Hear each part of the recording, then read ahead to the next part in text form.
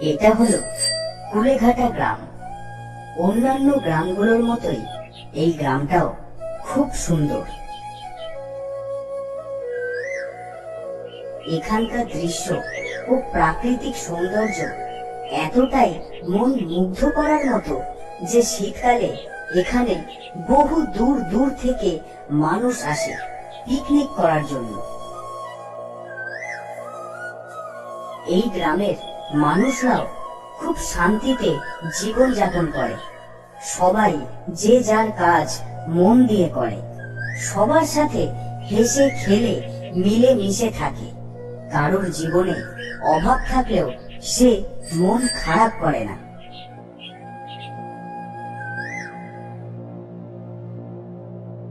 তবে এগুলো সবই এখন অতীত। এখন এই গ্রামের মানুষদের জীবনে আর সেই শান্তি নেই যেটা আগে ছিল। এখন এই গ্রামের প্রতিটা কোণা, রাস্তাঘাট সব ফাঁকা।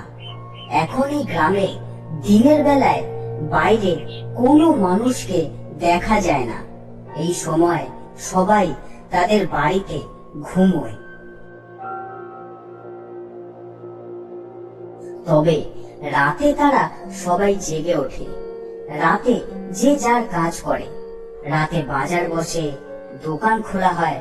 সবাই তখন নিজের নিজের কাজে ব্যস্ত, আর বাকি সারা রাত জেগে থাকে সকাল না হওয়া পর্যন্ত। সবকিছুই ঠিকঠাক চলে, শুধু দিনের বেলায় কেউ জেগে থাকে না বলে চাষবাস করা আর সম্ভব হয় না। তাই চাষের জমিও এখন আস্তে আস্তে নষ্ট হয়ে যাচ্ছে। চাষিরাও অন্য অন্য কাজে ঢুকে গেছে। এখন আর এই গ্রামের মানুষদের জীবনে কোনো শান্তি নেই।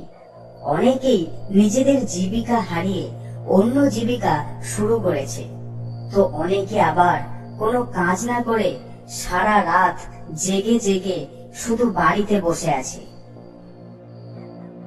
আসলে এই সবকিছুর কারণ হলো এই গ্রামে গত কয়েক বছরে চুরি এত বেড়েছে যে কোনো কিছুতেই কিছু হচ্ছিল না। রাতে যেই মানুষ ঘুমাতো, ঠিক তখন বাড়ির মূল্যবান বস্তুগুলো প্রতিদিন একটা একটা করে চুরি হয়ে যেত। আবার কারোর কারোর দোকান থেকেও টাকা পয়সা জিনিস চুরি হয়ে যেত। অনেক কিছু করেও কিছুতেই চুরি আটকানো যাচ্ছিল না। তখন গ্রামের সবাই এই সিদ্ধান্ত নেয় যে দিনের বেলায় তারা ঘুমোবে আর রাতে জাগবে, যাতে চোর রাতে আর চুরি করতে না পারে। তো এরম চলতে চলতেই একদিন সকালে গ্রামের বটগাছের তলায় কয়েকজন মিলে আলোচনা করছে। না, কিছুতেই কিছু হচ্ছে না। এত চেষ্টা করেও চুরিটাকে কিছুতেই আটকানো যাচ্ছে না। তাই তো দেখছি, সবকিছুই তো করে দেখলাম, কিন্তু তাও তো কোনো লাভ হলো না। থানাতেও জানানো হলো, ওনারাও চোরটাকে এখনো অব্দি ধরতে পারলো না। এমনকি আমরা সবাই দিনে ঘুমিয়ে রাতে জাগতে লাগলাম, তাও চোরটাকে ধরতে পারলাম না। ও চুরি ঠিক করেই যাচ্ছে। আচ্ছা, আমরা তো সবাই প্রায় জানি যে এই চুরিটা কে করতে পারে, তাহলে তাকে সোজা গিয়ে উত্তম মধ্যম দিলেই তো হয়। হ্যাঁ, সে তো ঠিকই, তাহলেই তো চুরির স্বাদ একেবারে ঘুচে যায়। জানি, ওই তো পাশের গায়ের শানু, ওই গ্রামটাকে তো একেবারে অতিষ্ঠ করে তুলেছিল। এখন এই গ্রামেও শুরু করেছে, কিন্তু সেই জানাটাও তো শুধু আন্দাজ মাত্র। আমরা তো ওকে নিজেদের চোখে কখনো চুরি করতে দেখিনি। তাহলে এরপরও যদি ওকে কিছু করি, তাহলে তো আমরাই ফেঁসে যাব। আরে সেদিনকে রাতে কি হয়েছে জানো? আমি বাড়িতে একাই ছিলাম। বউ আর ছেলে তো গেছিল শ্বশুর বাড়ি, কি একটা অনুষ্ঠান ছিল। তা আমি বাড়ির সব দরজা জানলা বন্ধ করে তালা দিয়ে চাবিটা আমার কাছে নিয়ে একেবারে চৌকাঠের বাইরে বসেছিলাম। একেবারে এক দৃষ্টিতে চারিদিকে নজর রাখছিলাম।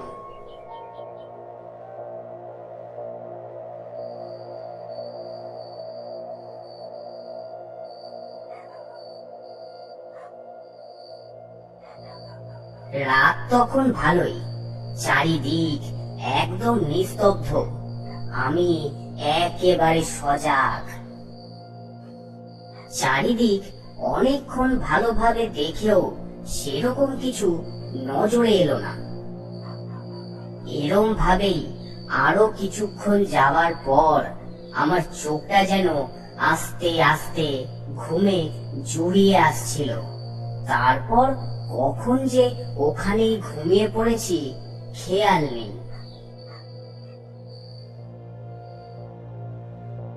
হঠাৎ ঘুমটা ভাঙলো। হড়বড় করে তন্দ্রাটা কাটতেই দেখি ঘরের দরজাটা খোলা। ততক্ষণের মধ্যেই যা হওয়ার হয়ে গেছে।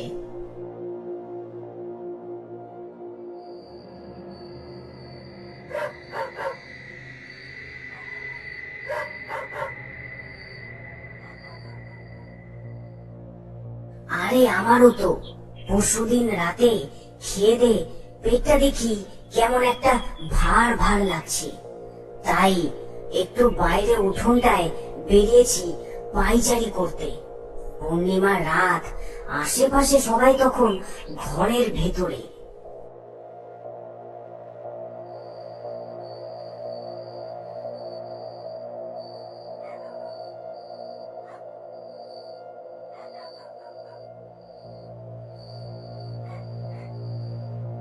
পায়চারি করছি আর মাঝে মাঝে আকাশের চাঁদটাকে দেখছি।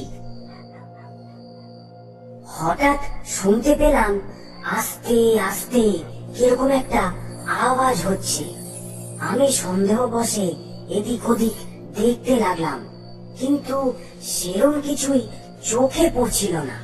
তবে আওয়াজটা বেশ কাছ থেকে আসছিল।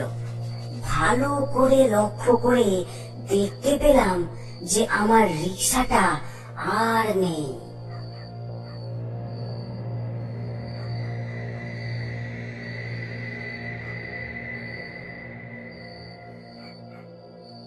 আমি বাইরে থাকা সত্ত্বেও আমার সামনে থেকে রিকশাটা নিয়ে চলে গেল।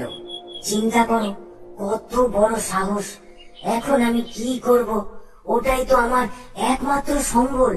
কি করে যে সংসারটা চালাবো? শুধুই কি তোমাদের? আমারও তো বাজারের দোকানটা এই নিয়ে পরপর দুবার তালা ভেঙে ভেতরের সব জিনিস, নগদ কিছু টাকা সব নিয়ে গেছে। বলো এবার আমি বা কি করি?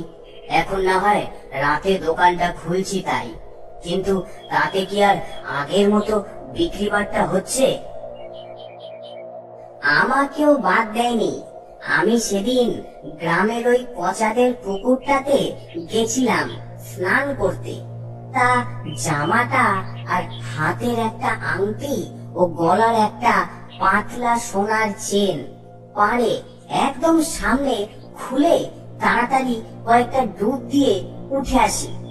ও মা, উঠে দেখি আমার জামাটাও নেই আর আংটি ও সোনার চেনটাও নেই। নিমেষের মধ্যে হাওয়া।